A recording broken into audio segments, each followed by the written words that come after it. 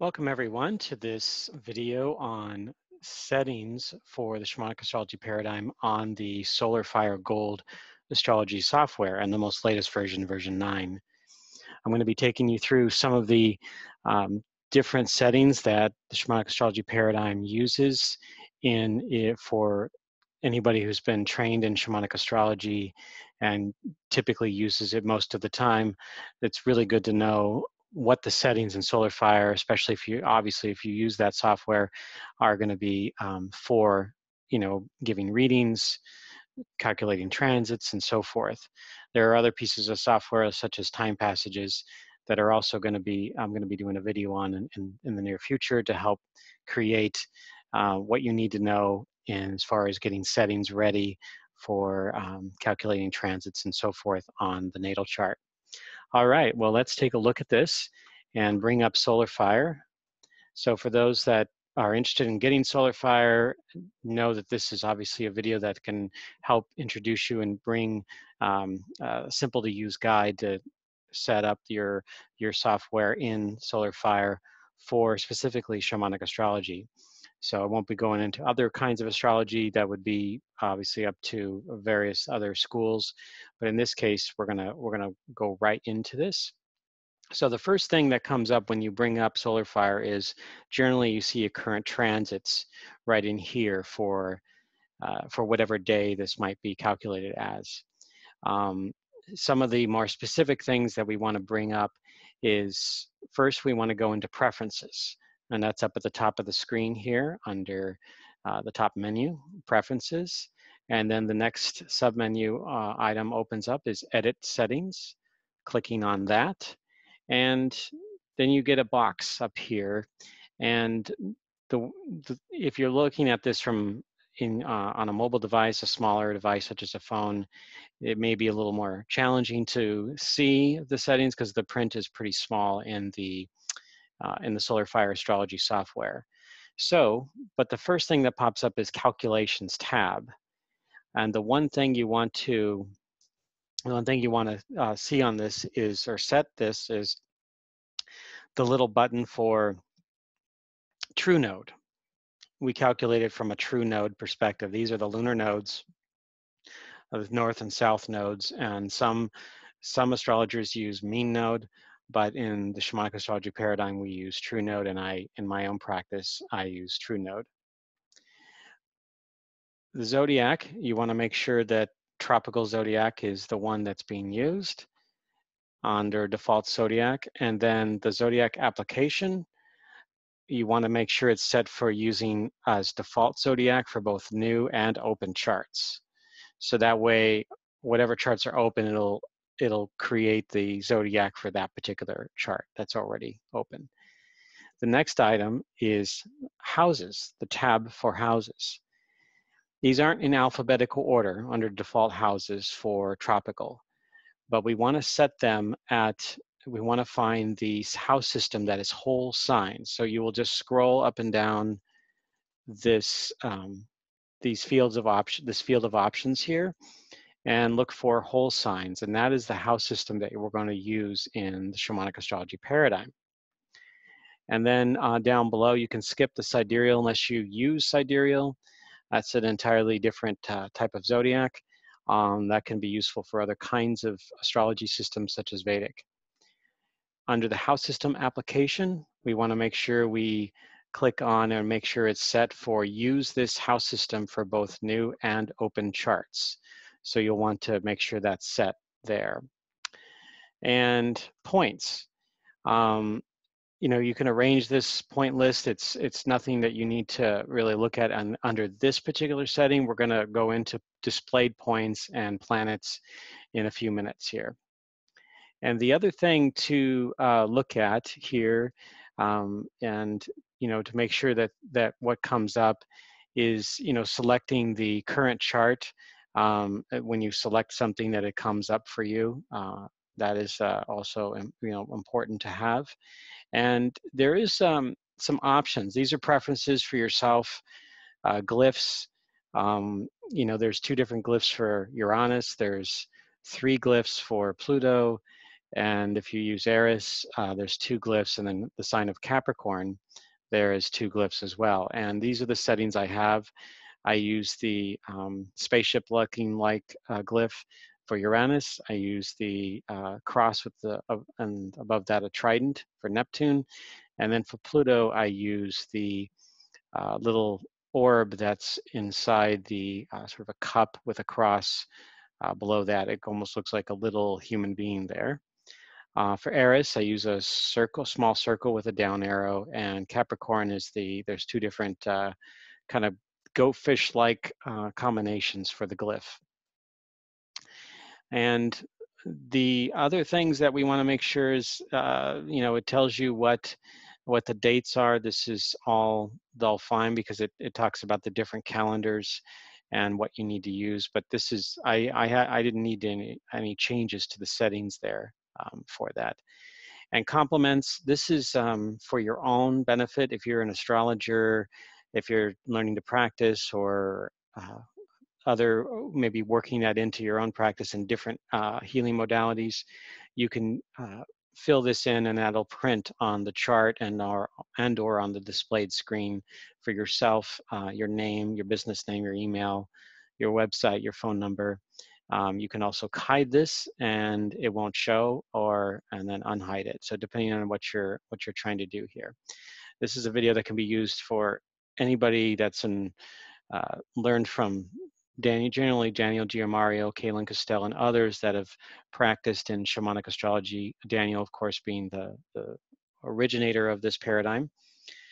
So then after that is done, let me see if there's anything yes, one thing in the eclipses. We always use the exact lunar phase, you can use maximum eclipse time. It's up to you, but I always have it at the exact lunar phase.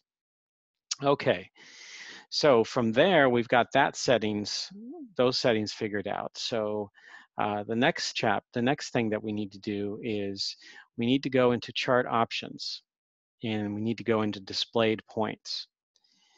This is going to be really useful in what is displayed on all the charts, including the nodes and the angles and the planets. So there's a default one that I've modified, and you can create your own. I've also done that for myself here. SHAMAST, just an abbreviation for Shamanic Astrology Points, and then PLAN and CH, which CH refers to Chiron, and PLAN refers to planet. So if we've got that highlighted, which is the first, the default one that comes up, you can, the next stage is to go into edit, and you click on edit. Now, some of this is by preference, but in shamanic astrology, we want to make sure the selected points are listed here. This would be, and I'm going to read them off for everyone: the moon, sun, Mercury, Venus, Mars, Jupiter, Saturn, Uranus, Neptune, Pluto, Chiron, and Vesta. Also both lunar nodes, the north node and the south node, and all 4 angles: ascendant, descendant, midheaven, and enum colae, which is otherwise known as the Holman roots. I also use Aries or Eris. Some prefer not to, some prefer to. That's an optional. The other ones that are optional are Juno and Ceres. I'm currently studying more about the asteroids and the dwarf planets, and so I'm looking at bringing those into the fold more and more as I determine what kind of value, what they mean in the system. But we do know, of course, Vesta has great meaning in shamanic astrology and in astrology in general. So making sure, so if you're looking to see how this is done, so if you wanted to say, oh, I don't want Ceres, so if you see it listed there, you click on it, and then it pops back into the unselected menu. But then we can put it back in here by just clicking on it, left-clicking Ceres, and it pops back into the selected points menu. And then you can go ahead and click Save, and you save it, and voila. Or you can simply rename it or create a whole new one. So another way to do this is click on Create. You can type in well, I can type in my name here as just the name of the file. And it's got the basic level information here for the selected points. It's drawing from what I previously had, so you can see all those points listed on the selected points, but you can customize it and name it something different. So I'm going to go ahead and cancel since that's not needed for me, but for you, you would click on save. And then once I've established that, I'll make sure that's selected there. Go ahead and click select, and what that does is it makes sure all the things on the displayed screen here, the current chart preview, shows up as it is. So I'm going to show you, this was recorded on March 19, 2020, right on the March equinox, just before, as the sun is inching its way to that point where it crosses from the southern hemisphere to the northern hemisphere, and starts moving into spring in the north and fall in the south. All right, this is the displayed screen of the current transits at this moment. There's, as we can see, there's a current Mars and Jupiter conjunction, and they're closing in on Pluto. But that's, of course, changes day by day, hour by hour. And this is just showing you a larger graphic of what to make sure that you have on the screen for Shamanic Astrology Paradigm settings. I'll go ahead and click out of this. And the next point is to get into, once you've got all those settings, you can now cast natal charts.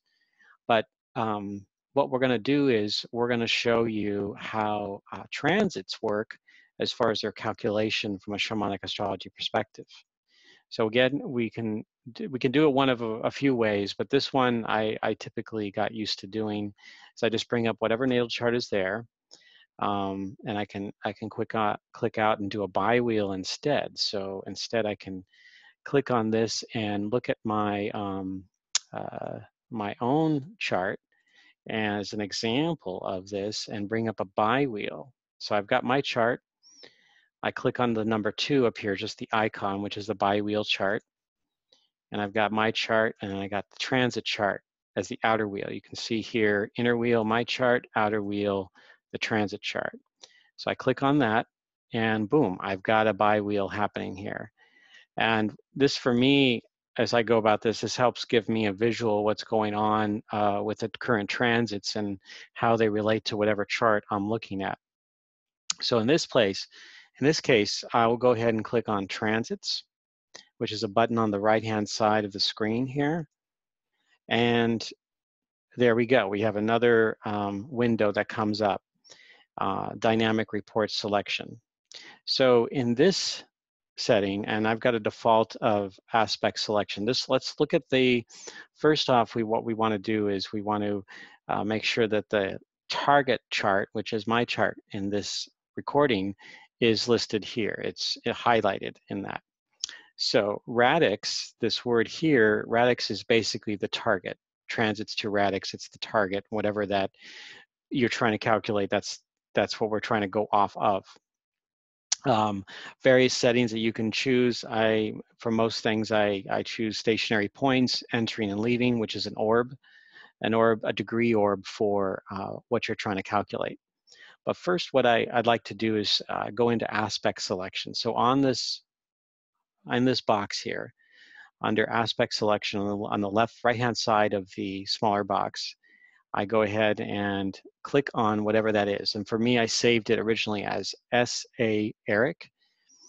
And so that just prompts me to go, okay, that's Shamanic Astrology and the settings that I've saved as far as the aspect selection. So I click on that, and another window pops up, transiting aspect set, and it's got it highlighted here. I've done several different ones when I've helped others over Zoom and in person set their Solar Fire astrology software up, Solar Fire Gold version 9, up and on their own computer. So go ahead and go into edit, and I'm going to show you how this works. So S.A. Erik is the aspect selection of this is what you might say the target planets that are going to be shown when you're doing transit. So it's not the one that you're the transiting planet, but the one that's the target planets or points on the chart. So I go ahead and click edit. And the orb or the aspects themselves, this is where the targeting planets are looked at here. So in shamanic astrology, the basic aspects that we measure, the ones that create the most movement in a person's life or motivation, a push in a person's life, are what traditional astrology calls hard aspects, or Western astrology, and in shamanic astrology we call them dynamic aspects, because they're the ones that with the sort of the most current to push a person to create change in their life, to help create opportunities for themselves in what they truly want to become in this lifetime. So conjunction, opposition, and square, you can see all of those are selected, and it's got a plus, that means they're selected, opposition, and square. And as you can see, I've got them, all three of these, set in the same, all the same degrees in the orbs, both applying and separating, applying and separating. So if you've seen this screen for the first time and you want to make sure that you've got, for example, I just unclicked conjunction, double clicked it, and then I'm double clicking it again to bring it up again. So the natal, you want to make sure that the natal orbs is the amount of degrees for a planet. This is just a natal planet. This isn't the transit part, but this is the natal planet. That a hard aspect, we have a default measurement of 10 degrees for both applying and separating. So you want to have that set up all around. And then progressions, we have 1 degree. And you just have to type in the number 1. You don't have to actually put 0, 0 in there. It'll automatically fill in. Once you hit tab, it'll fill in. And the same thing with the transits. If you hit 1, it'll just fill in by itself like that. So you can just tab across with 1 tab, 1 tab, 1 tab. And you can do that for conjunction, opposition, and square. But if you're using trines, if you're using sextiles, which can be useful in other applications as well, you can bring those into the fold if you're trying to work with something more specific. And so we use a smaller orbs for that in that. But just on the base, these are just basic settings. We have it as this. The description of my file name, SA Erik, is I just listed under standard aspect set, because that's the standard aspects that I use. But again, I can modify that as I go along with, if I'm trying to do research or, go into deeper transits, I can look at different things and combinations. So with all of that set, as you can see, the glyphs come up, because if you hit conjunction, you can see that. But then there's sometimes different lines that are shown on the displayed chart. I just have typically just a solid line listed there. So I go ahead and save this as it is and select it. I've got 2 other ones that are basically the same listed there, and then a shamanic astrology ASP, meaning aspect, listed there. You could do other kinds of aspects if you're just trying to find conjunctions or oppositions. I've got a whole bunch of different like orbs, like a 2-degree orb, a 3-degree orb for conjunctions. If I'm trying to narrow down something, when I'm trying to figure out certain aspects on a chart, doing research. But if you just want to calculate conjunctions and oppositions, you can do it that way. Or if you want to use, like, when a planet is first becoming visible, you can use a 10 or 15-degree orb depending on which planet you're using. If you're just looking at different types of orbs, you can use any other kind. If you're there's a Vedic aspect that I don't use, for example, but for everybody, this is a Shamanic Astrology Paradigm creation for solar fire settings video. You just want to connect onto that right now at this point. So I'm going to go ahead and cancel that. but for you, you'd want to select it because you've modified it. And to calculate transits, to make sure that you don't have reams and reams of pages if you're just trying to narrow down something, then you'd want to choose in the point selection here, if you're saying, oh, what are my Neptune transits, or what is this person's Neptune transits? So you can click on this, and maybe I want to just figure out what the Chiron transits are all going to be. So I'm going to go ahead and select that. But before I do that, we can go into edit, and just to make sure that the only selected point in there is Chiron. You don't need any other transiting points unless you're wanting to look at the relationship with Chiron and Uranus, or Chiron and Saturn, or some other celestial body. But for right now, these are my selected points, just Chiron. Go ahead and click on that. And then we do an event selection. We go into the event selection and we say, well, okay, what is it that we need to look at? Okay, transits to radix. That's something I mentioned earlier. The radix is whatever chart you're targeting. You can choose or not choose sign ingress for Chiron. It's important only in the fact that you may want to know like when it moves into a particular sign. The longer term planets, it varies how long they spend in a particular sign. For the inner planets, it's important to know when they're much more important to know when they're coming into the sign, because of the what you want to calculate and how long it spends in there, if you're doing more minor aspects in that space. But the longer term planets, it's optional. For Jupiter, it's really vital. But if you're looking at like future research and you're wanting to do like mundane astrology, yeah, looking at the sign ingress is really important. So stationary points, that's when a planet stations retrograde and or stations direct. You can look at like in combinations with solar and lunar eclipses, and Solar Fire will give you that information. But for right now, we'll leave that out. And some people use void of course moon. I don't particularly use it very often, so I leave that blank. And then entering, leaving. This is the orb. And I mentioned before, we calculated the 1 degree orb for conjunctions, squares, and oppositions. So you typically use entering and leaving, so I know when it gets into that 1 degree orb, and it helps me calculate cycles completely. There's some, of course, intuitive and other things that you bring into the fold when you're looking at cycles, and depending on the kinds of astrology that you practice. But 1 degree orb is the sort of the rule of thumb, but there are definitely exceptions, depending on, like, for example, Saturn and Jupiter. There are exceptions to those depending on, because sometimes there's only one time they pass over a particular point in a chart.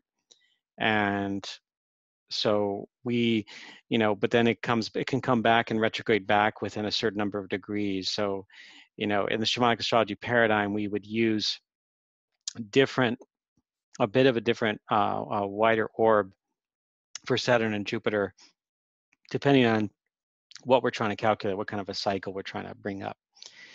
All right, so we've got those 3 set up for Chiron. And then what is our saved selections?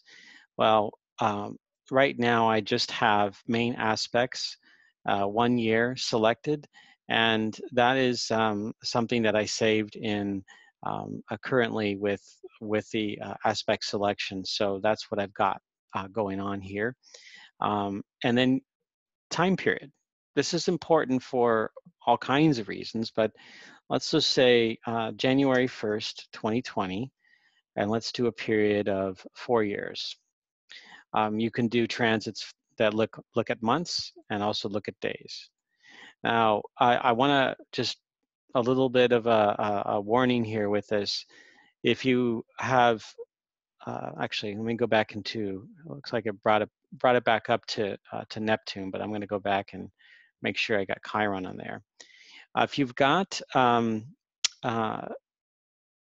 one of these transit selection points, and if it also includes the moon or say Mercury or even the ascendant or one of the other angles, and you create a report with 4 years worth, it's going to be a very, very long report because the moon moves very fast. The angles change on average every 2 hours from one sign to the next.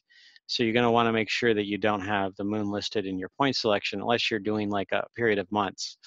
Or if you want to just focus on a particular short-term period, then the moon is very useful, of course, when calculating different lunar phases, maybe timings that you want to do for ceremony and or events that you want to plan. The moon is absolutely vital in helping you determine that for yourself. So we've got that listed, and the location is not that when it comes to transits, it's not as important unless you're trying to determine one of the angles. These would be the ascendant, descendant, the midheaven, and home and roots. Unless you're trying to determine that for a particular place on a shorter term cycle, the natal or relocated chart is not as important.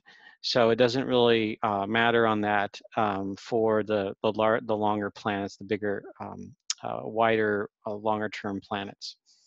So with all that said, I'm going to go ahead and click View because this is one of the things that we're going. Oh, actually, yeah, this is the end result of this. But you want to also save selection.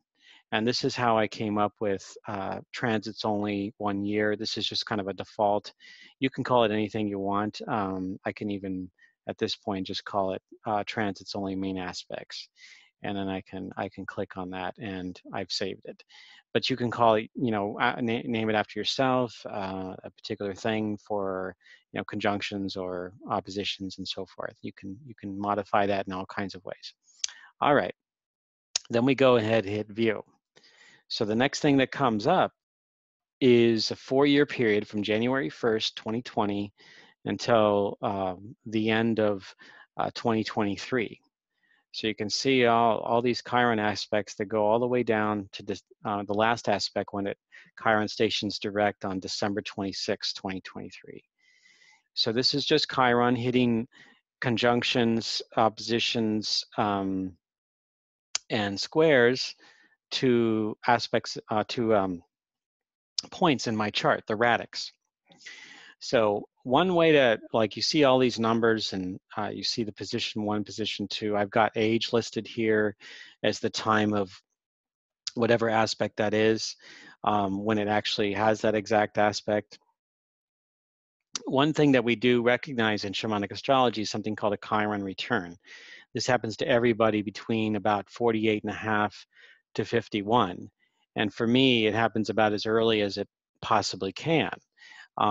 Even though Chiron on average every 50 years it circles the sun, and so for me it's that whole process begins in late May when it gets within 1 degree. So if I double click, I can click on the line, and then if I double click on it, it gives me the entire transit list. And at this point, we've got the full list here. It enters within 1 degree on May 29, 2020. It leaves about 3 months later on August 24th, 2020. So, and then it re-enters, doesn't re-enter again until March of next year. Some might say, well, how much closer does it get? So this is what a person might, an astrologer or somebody studying astrology might say, well, how close does it actually get? Well, with solar fire, it doesn't really give you you have to kind of almost do a manual look at that, because my target degree here is 9:39, 9 degrees, 39 minutes in Aries, the sign of Aries. And then on July 11th, Chiron goes retrograde. So that's its maximum amount of movement into Aries this year in 2020. That's only 13 minutes from 9:26 to 9:39. As we know, there's 60 minutes in each degree in a particular sign, and 30 degrees in each sign, and of course 360 degrees around the wheel, around the circle. So it gets really, really close, but it doesn't quite get an exact conjunction. So since that's the case, we definitely want to include this period of time in the cycle.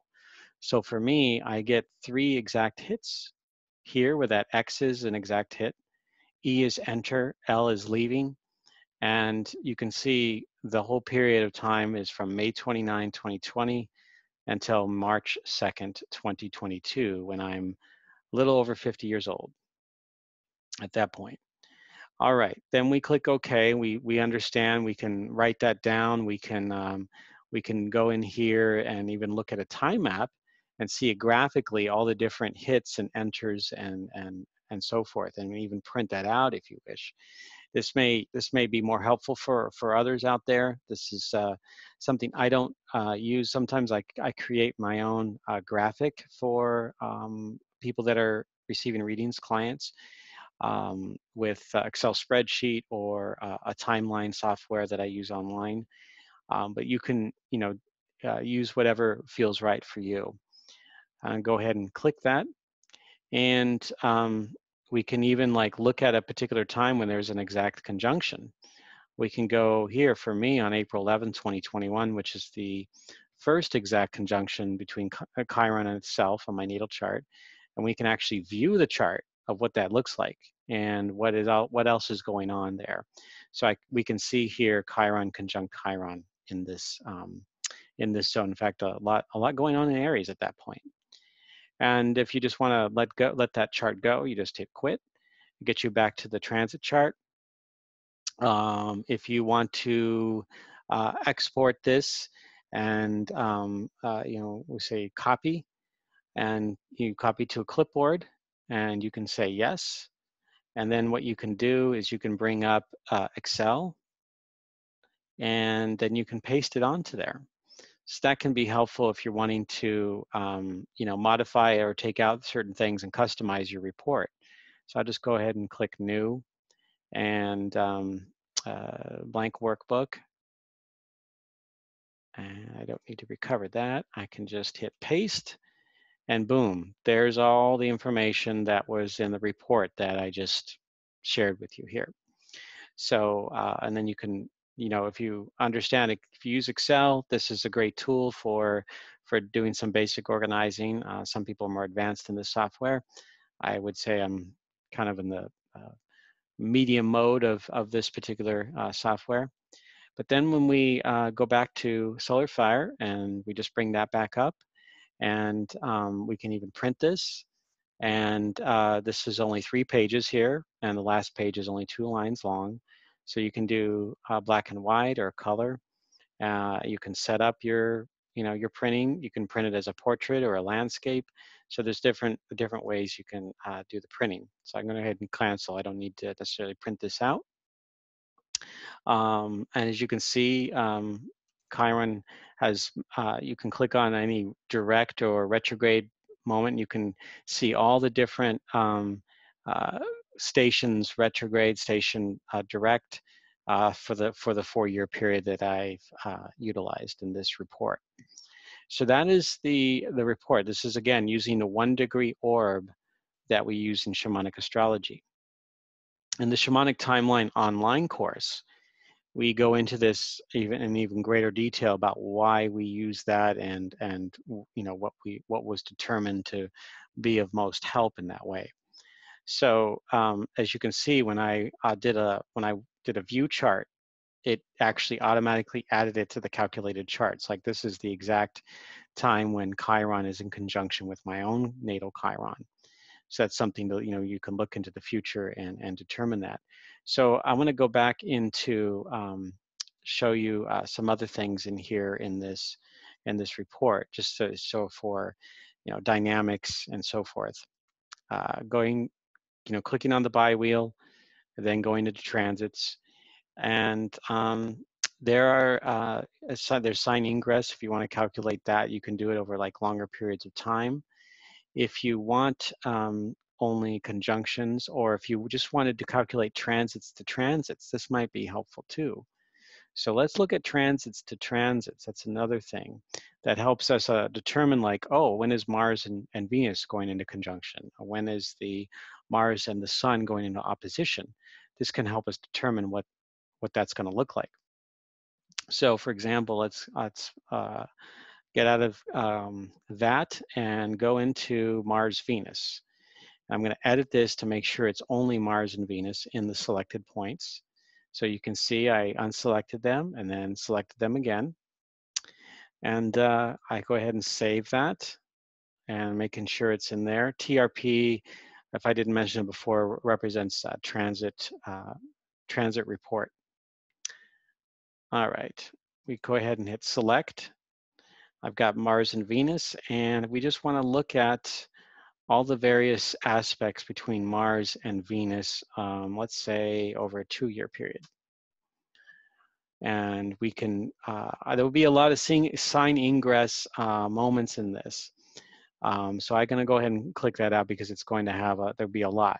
Now, if we just wanted to look at signs, then we wouldn't need to look at the transit to transit. We can actually click that out and just look at sign ingress or stationary points. So that could be a way to do it that way too. So I'll go ahead and unclick sign ingress, click on transits to transits, and this is what's going to come up over a 2-year period. We can see from 2020, excuse me, through the end of 2021, all the Mars-Venus aspects that go on. And in fact, the next time that Mars and Venus conjunct are in 2021, in July of 2021. Mars is this year in 2020 as spending a lot of time in the sign of Aries, beginning at the end of June all the way through early January of 2021. So it's creates less opportunity for a particular aspect to happen, as far as conjunction, if it already took place, let's say earlier in the year. So the last time that Mars and Venus were in conjunction was during the last summer of 2019. So this is showing you about 2 years later, they come back into aspect with each other, but obviously they're not going to be hidden in the sun during that time period. And in July, they're going to be conjunct in the sign of Leo, where the sun will be in the sign of Cancer at that time. All right, so we see all of that, and that's another way to utilize the transit report, is just to transits. If you're not wanting to look at a particular natal chart, and if you're just wanting to look at look ahead and see, oh, when is Mars going to be connecting with Venus? Or, when is perhaps Saturn, Pluto, and Jupiter, which are really prominent right now in the sign of Capricorn, prominent in their, astrologically speaking. When are they? How are they coming into contact with each other this year? That can be another way to bring that in and to determine how that looks on there. So that is these are basic settings in Shamanic Astrology and what we use. There's more advanced quote techniques in determining lengths of cycles for Saturn, for Jupiter, and other planets in the Shamanic Timeline online course, which is offered on shamanicastrology.com. But for creating your own and looking at this, these can be really helpful, and that's what this video was designed for. I'll go ahead, and once you're done with that report, you can quit. But and if you click on transits again, if you click on transits again, there's an interesting feature that I want to leave you with, is you can actually merge it with your last report. So we can go ahead, the current transits to transits, and we did a Chiron report last time. So let's see what that looks like. We can see that, oh, it's because I exited out. Okay, I'm going to show you how this works now. All right, I'll go ahead and click on New Report, and I'll go to Transits to Radix, and unclick Transits to Transits, and go into Chiron, select that again, and do we'll just keep it at 2 years. And I'll go ahead and just make sure merge with last report is clicked, and go ahead and hit view. And you're getting Chiron, you're getting Venus and Mars here, and you're getting the combination of both. So this can be a way to, like, if you're trying to just do something more specific, you can connect with the transits and how that's lining up perhaps with someone else's, with a person's cycle. And then you can, you know, work with that and do some interpretations around that in your own work as you understand astrology and shamanic astrology. So I'm going to head and click that. But with any report, you can export this by copying it. Yeah, it clears the last clipboard. You click yes, and then pasting it onto an Excel spreadsheet as I showed before.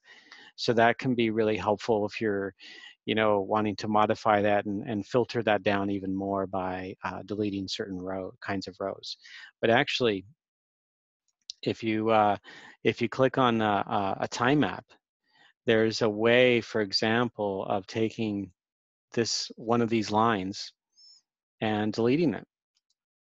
And yeah, I want to delete that line.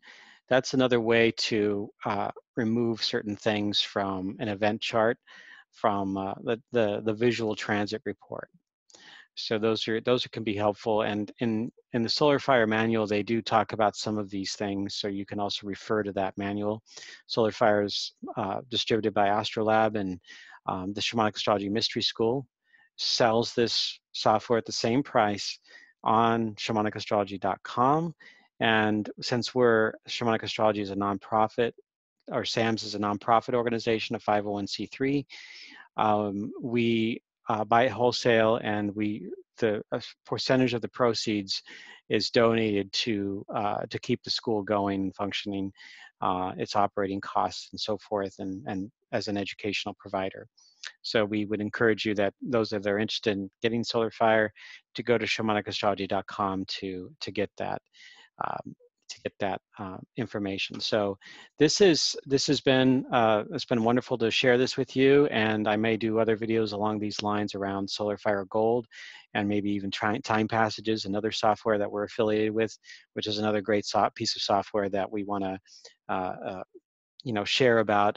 We have a friend, Henry Seltzer, who has created this software called Time Passages, and he works out of in the Bay Area, just south of the Bay Area, I think in Santa Cruz, in California.